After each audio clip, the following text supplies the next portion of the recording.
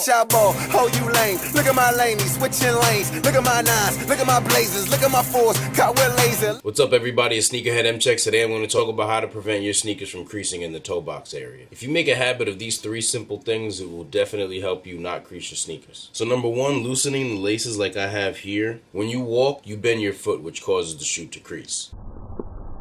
Loosening the laces on your sneakers, more specifically towards the top, gives your foot more room to move in the sneaker when you walk as opposed to bending in the front. See, the loosened laces is what gives your heel the freedom to move upward in the shoe like this. That way when you walk, the bend on the toe box is a lot less severe.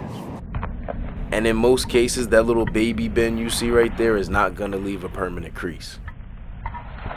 I purposely lace my sneakers this way just to prevent creasing them. Check out my lacing tutorial for details on how to lace them this way. If you purchase these things called force fields, they're a huge help. You can get them at most of the popular athletic footwear stores like Foot Locker, Foot Action, Champs, Finish Line. They're like $10 each. All you do with these is you take them and you put them in the front of your shoe. You leave them in there when you wear them, which prevents the sneaker from creasing or helps the sneaker not crease as much. The great thing about these is that all you need is one pair. You don't have to buy a pair of force fields for each pair of sneakers you have. So it's really a huge assistance for not a lot of money. So this is what they look like. Put it inside the shoe.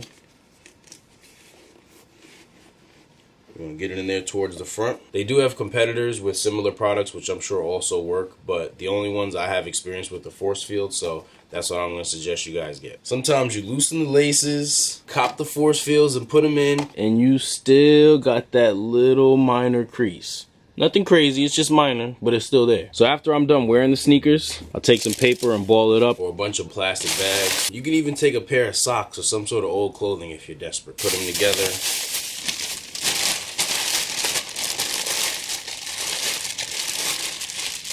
Take this, put it in your shoe. So that way when it's in here, it kind of helps you shape the shoe the way you want it to be.